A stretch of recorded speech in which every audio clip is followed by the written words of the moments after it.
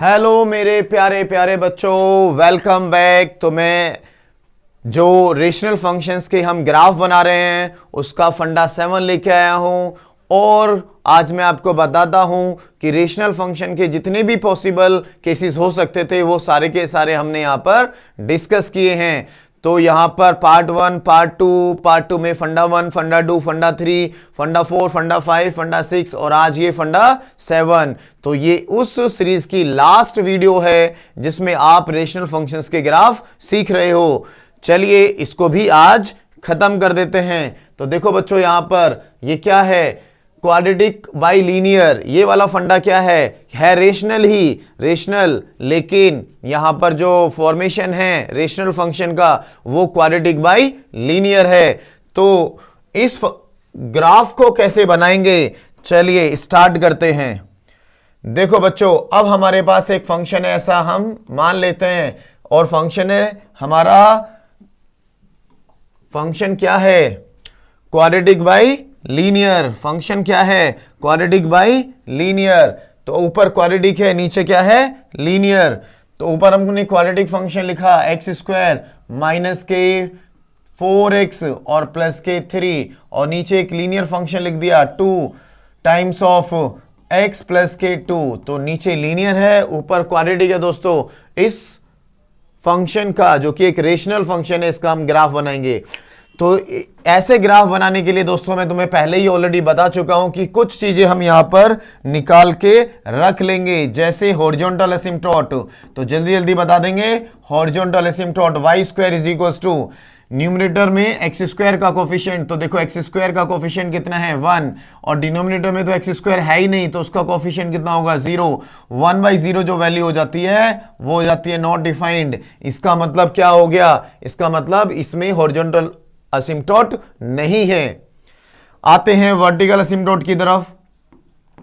तो वर्टिकल एसिम्पटोट क्या है, वर्टिकल एसिम्पटोट निकालने के लिए हम डिनोमिनेटर को क्या करते हैं, 0। तो देखिए प्यारे बच्चों, 2 times of x plus 2 denominator है, इसको 0 बनाएंगे तो x की वैल्यू कितनी आ जाएगी, -2। ये हमारा आ गया वर्टिकल एसिम्पटोट। फिर मैं क्या क्या काम करूंगा, 0 पर फंक्शन की वैल्यू भी चेक कर लूंगा कि कितनी आती है। तो 0 पर फंक्शन की वैल्यू कितनी आ रही है, 0 रखने पर 0 0 0, तो ऊपर बचेगा 3, ये 0 रख दिया तो नीचे हो जाएगा 4, तो 3/4। तो 0 रखने पर फंक्शन की वैल्यू 3/4 आती है। अब हमें क्या करना है, इसके रूट्स देखने हैं, रूट्स। तो रूट्स क्या हैं इसके प्यारे बच्चों, रूट्स हैं इसके। रूट्स निकालने के लिए न्यूमरेटर को क्या करते हैं, 0। न्यूमरेटर क्या है, x square minus 4x plus के 3 इज इक्वल टू 0। इसको फैक्टराइज करेंगे तो ये कितना हो जाएगा, x माइनस के 3 और x माइनस के 1 दैट इज इक्वल टू 0। तो x की कितनी वैल्यूज आ गई, x की यहां पर 2 वैल्यूज आ गई हैं। पहली क्या, x इज इक्वल टू 1 और 3, ये इसकी 2 रूट्स हैं। मतलब जो मेरा ग्राफ बनेगा वो x एक्सिस को 1 और 3 पर इंटरसेक्ट करेगा। अब थोड़ा प्यारे बच्चों इसका वेवी कर्व भी देख लेते हैं कि कहां पॉजिटिव होगा और कहां पर नेगेटिव होगा। तो जैसे कि फंक्शन क्या है, x square minus 4x plus के 3, तो उसके फैक्टर कितने, x माइनस के 3, x माइनस के 1, और अपोन में क्या था, 2 टाइम्स ऑफ x प्लस 2।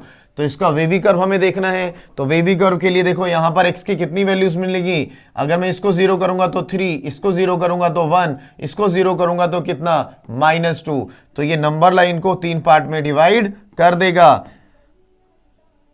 पहला कितना, -2, तो ये -2 यहां आ गया, ये 1 आ गया, और यहां कितना आ जाएगा, 3 आ जाएगा। ओके, तो देखो जरा इस इंटरवल का कोई भी पॉइंट यहां पर लेके रख दो।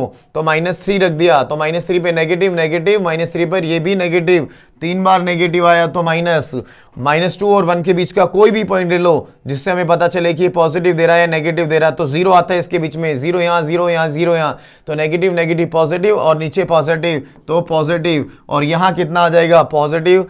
1 और 3 के बीच में कितना आ जाएगा, मान लो 2 रख देते हैं तो नेगेटिव पॉजिटिव, और 2 रखने पर पॉजिटिव, तो ये नेगेटिव आ गया।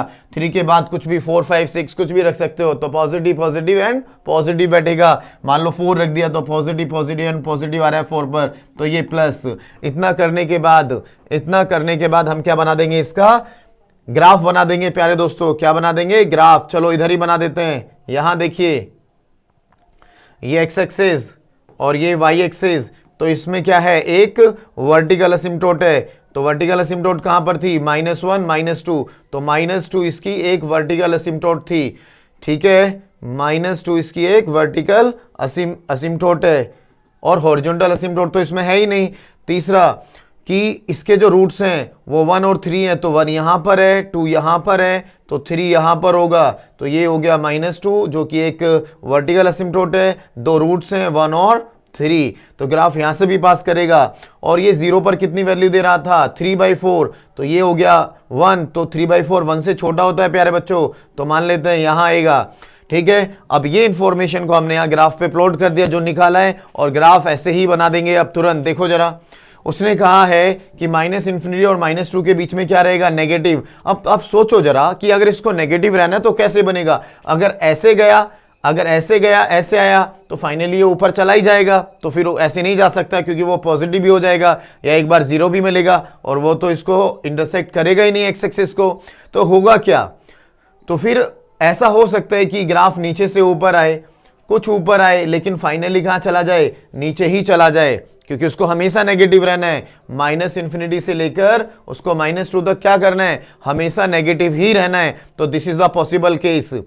और -2 और 1 के बीच में उसको क्या रहना है, पॉजिटिव रहना है। लेकिन देखो ये इसकी वर्टिकल असिम्प्टोट है, यहां ये इसको रिस्पेक्ट करेगा, तो आएगा इन्फिनिटी से और यहां तक आएगा, और इस पॉइंट से भी जाएगा क्योंकि 0 पर वो 3/4 भी दे रहा है, तो ये यहां से आएगा, यहां जाएगा और यहां तक आ जाएगा, ठीक है।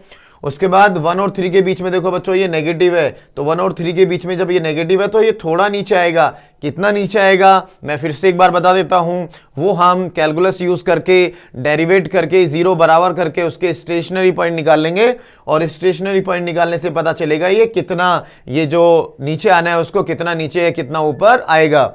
तो चलो ठीक है, अभी हमारा इंटेंशन वो नहीं है, बट अभी हमारा इंटेंशन है ग्राफ बनाना, तो ये थोड़ा नीचे आएगा और ये फिर वापस यहां पर आ जाएगा क्योंकि 3 पर उसको रूट देना है, 3 पर उसको एक्स एक्सिस के पास पहुंचना है। उसके बाद क्या करा है, पॉजिटिव है, तो पॉजिटिव तो फिर ये आगे सीधा ऐसे निकल जाएगा, ठीक है प्यारे बच्चों, तो ये इन्फिनिटी की तरफ ऐसे चला जाएगा।